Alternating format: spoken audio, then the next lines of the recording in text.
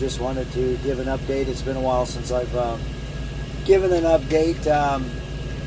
I think right after I got done with PSD, moving into TNT might have been about the last time. Not sure. Anyhow, I completed the whole game, start to finish, 3 months. By the time I had my truck and my first load, 3 months and a couple days. So things went well.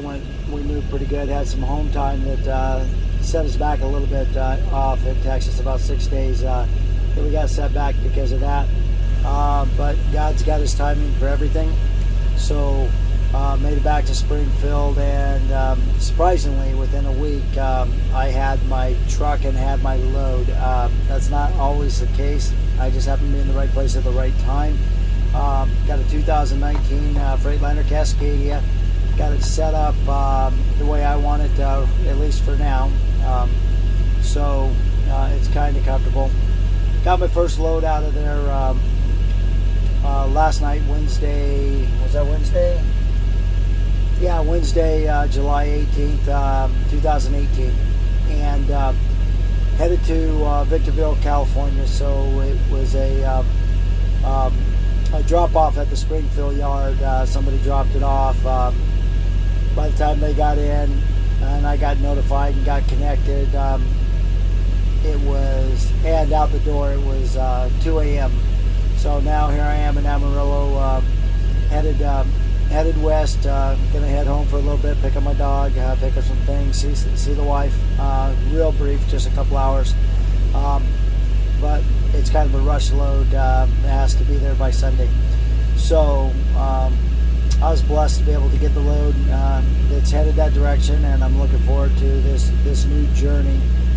So far it's been fun. It was a little bit different, not knowing that excuse me, I think I got a cold or allergies while I was at the Campus Inn in Springfield. But it was a little bit different, not knowing that my trainer was there. Oops, blurry for a second.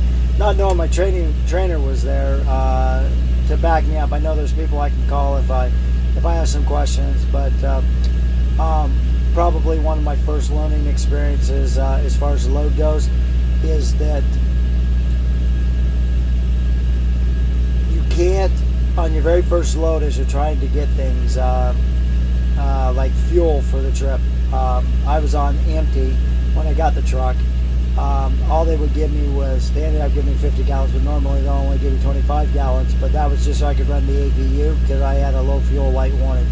On the lease side, nothing's free, not even your first tank of gas. So keep that in mind if you're going lease. But then, I spent a day grabbing all the essentials. They have checklists that they can give you, but some of the things you can't get from outbound until you actually have a load. So I got delayed. I started my clock an hour early, and it took me an hour to get through outbound and get my load locks, get my seals, get my lumper receipts, do a weigh and adjust to make sure everything was good.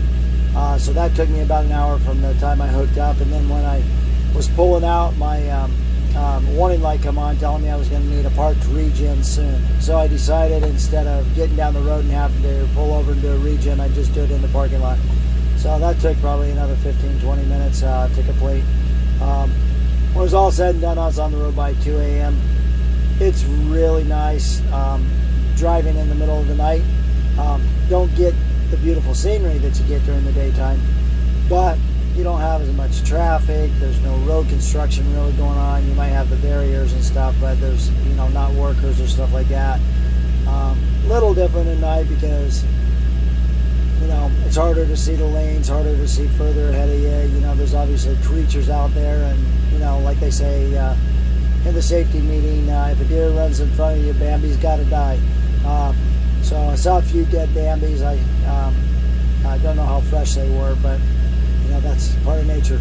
But anyway, so that was actually my first night driving since PSD, because during my TNT, my trainer wanted to run 12-hour shifts. He didn't like to drive during the day because of rush hour traffic, so I took 7 a.m. to 7 p.m. Central, and he took 7 p.m. to 7 a.m. Central.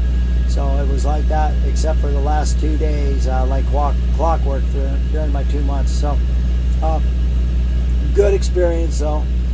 You'll find some trainers are social, some trainers aren't social at all. I had one of each. It's nice if you have somebody out there, but get used to the solitude, because once you're solo, that's all you have is solitude. It's you. So I think that's enough. I've probably said enough for right now. Shout out to Junior Honduras if you happen to catch this. Ran into you and a couple young ladies at the terminal. It was good to see you again. Good to meet some other drivers out there. Look forward to seeing you guys out on the road, and everybody be safe and keep it between the ditches.